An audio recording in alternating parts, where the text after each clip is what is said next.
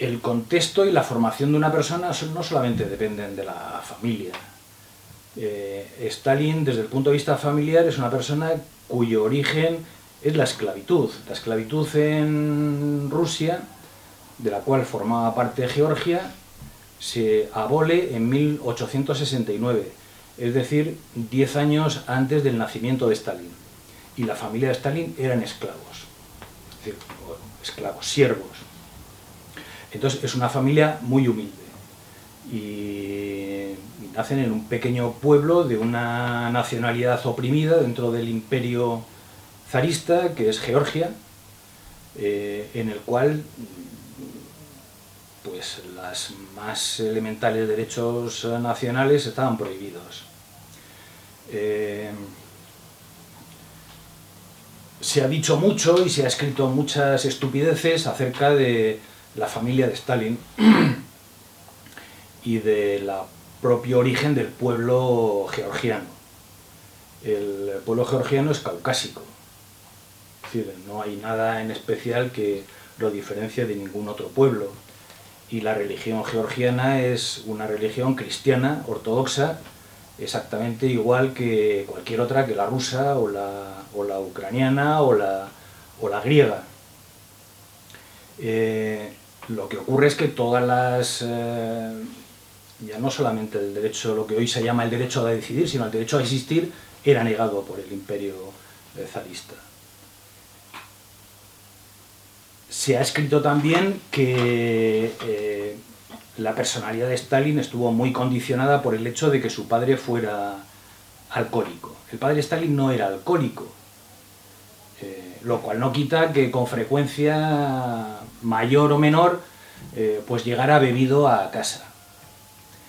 Y a eso normalmente se le asocian una serie de trastornos familiares o del comportamiento que no solamente no son ciertos, sino que ocurren al revés. Y lo que sí es cierto, porque lo contó el mismo Stalin, es que no solamente su padre no le pegaba a su madre, sino que era su madre la que le pegaba a su padre cuando llegaba bebido a casa. Entonces no es una trauma familiar que explicaría la conducta posterior de Stalin. También se ha hablado mucho de que Stalin era un seminarista. Stalin no era un seminarista, no estudió para cura.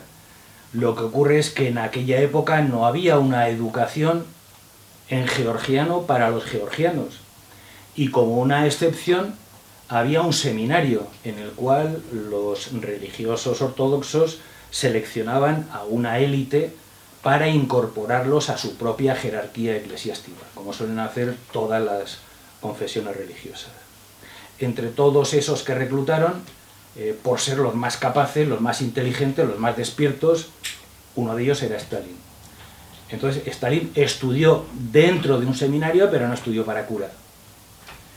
Y además estudió en un centro en el que se forjaron las mayores personalidades, ya no solamente políticas y no solamente bolcheviques, porque también los mencheviques estudiaron en ese mismo seminario, sino también escritores, poetas, etc.